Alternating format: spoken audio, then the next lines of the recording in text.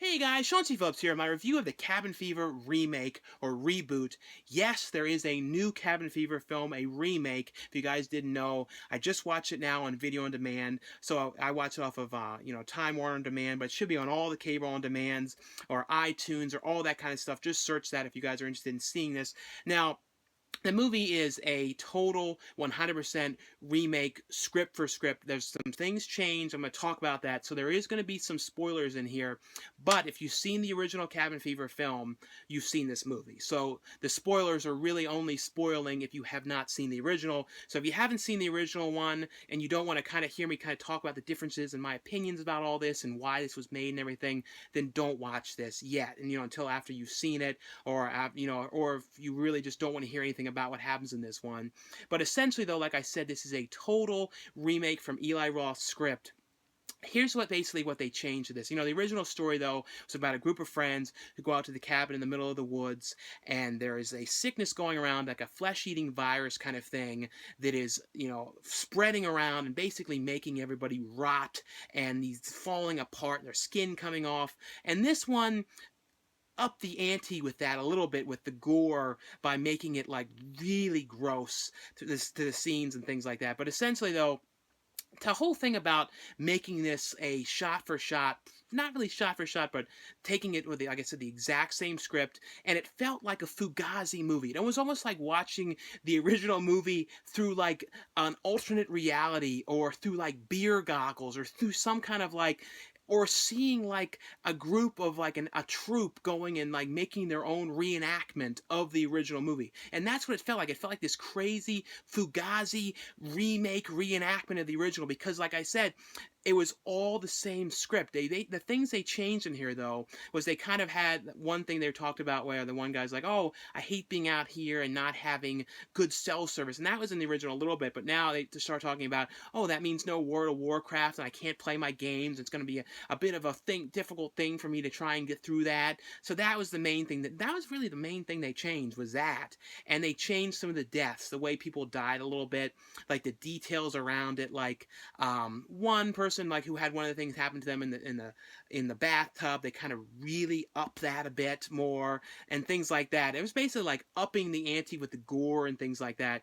The thing about this movie, though, is that it exists is so strange, because it's like I said, this isn't a theatrical movie. This didn't go to theaters, and I could see if they were going to be remaking this for theaters, for a theatrical release, for a big release, I could understand that. But just to make it to a remake, just to put it on video on demand and then direct to video, pretty much, just seems kind of strange to me. The fact that this was even done.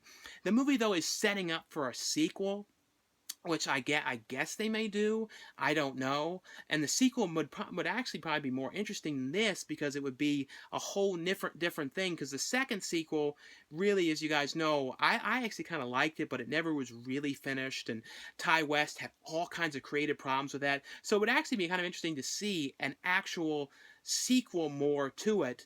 I think, to be honest, what would have made this movie more interesting was to actually do a remake. If they were going to do this like pretty much like almost like Psycho, where it was like having the exact same script and everything, if you got the original actors to do it now, even though they're older, that would have made it even weirder. Because the fact, like I said, since this was direct to video anyway, well, who cares? Just like do something like that to make it kind of strange. You wouldn't have been able to get Giuseppe Andrews back to play Winston, because I know he stopped acting and things like that. But still, if you could get some of the people back, it would kind of add to this strangeness. Like I said, an alternate reality view of this movie.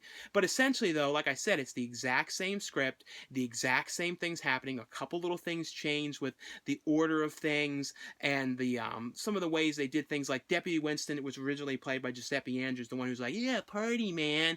Now it's played by a woman, but they're having her saying the exact same lines and saying it sort of the exact same way. So it's kind of really ridiculous, because they just kept everything that Giuseppe was kind of doing, and then like having her doing it. And just, like I said, it comes across as so strange. They cut the whole thing of him riding around the bike, so now she just rides around the car. Like, I thought it was really funny with the bike, but like this too, it really took all the humor out of this, all the kind of, because the original was kind of more of a dark comedy aspect with these kind of like weird Eli Roth kind of jokes in there, which I kind of like his weird sense of humor. a lot of that was taken out, and they kind of went for more of a serious kind of tone.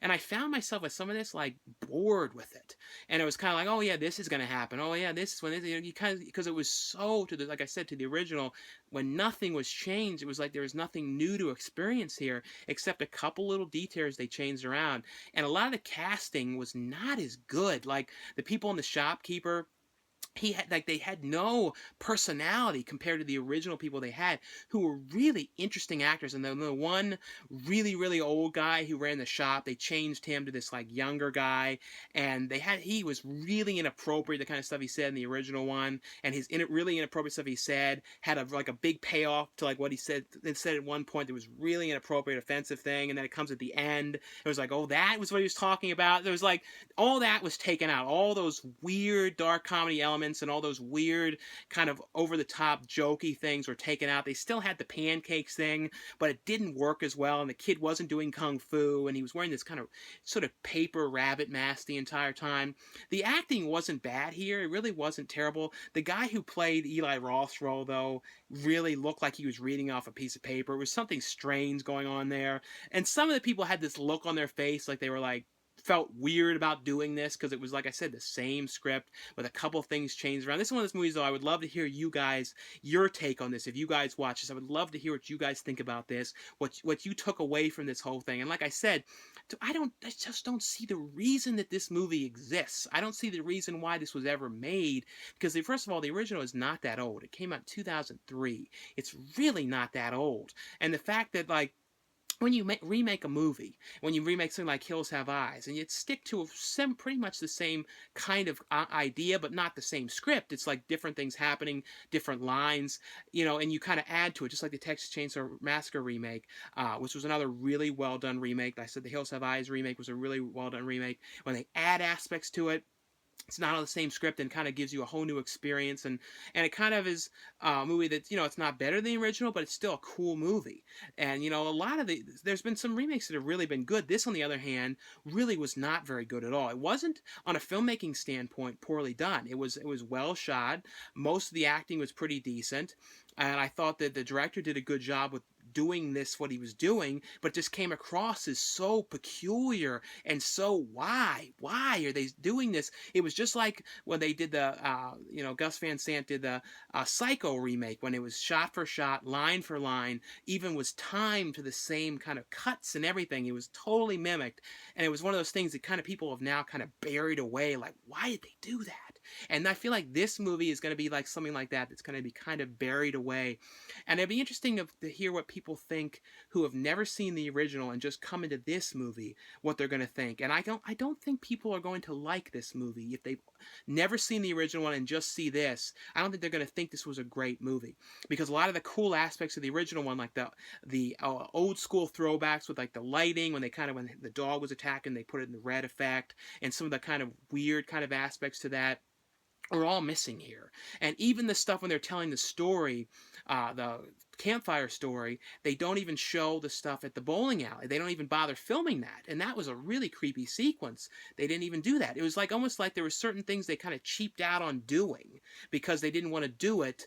And even like they didn't even have the deer scene. Like I said, this is a spoiler thing, because like I said, this is really for people who've seen the original movie. And I feel like most people probably who are watching this have seen the original one. But like I said, it just comes across as, I don't know why this exists.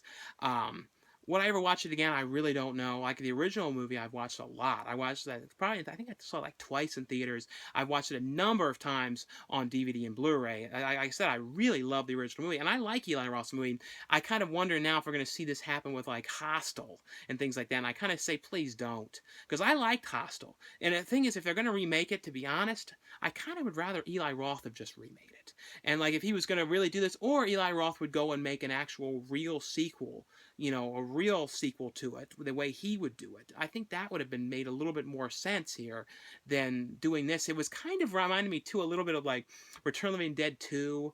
Like I said too, the idea if they, because it was like the same story. That's the idea. I was thinking of that too when I was saying if they had the same cast who would come back again, that would have been a weird aspect to this. But like I said though, overall though, I don't think this is anything really needed to exist. And people can say that about a lot of, remakes, and that's the case. But a lot of remakes, though, really try and reinvent the story a little bit, add new aspects to this, add new things to it that can kind of make it live on its own, as its own. This, on the other hand, except for that one sequence that they added to the bathtub thing, nothing really stood out to me. The actress that played Giuseppe Andrews, Debbie Winston's part, she was not bad, and the one who was attacking the pig and saying that the pig was all like the meat was all bad, she was okay. But for those casting choices, I thought they were okay. And but other than that, nothing was really that great. And everybody kind of reminded me of other people. Like the one guy kind of reminded me of the guy from Fun Size. Everybody kind of reminded me of, like I said, Fugazi versions of other people. But anyway, though, guys, that was just my review of the Cabin Fever remake. Really wanted to do this, especially since I really love the original movie, and kind of just wanted to talk about this and my opinions and about the whole thing, just because it was just one of those ones I knew a lot of you guys would be interested in hearing what I thought of. But anyway, though, guys, thanks again for watching and subscribing, and I'll see you guys later.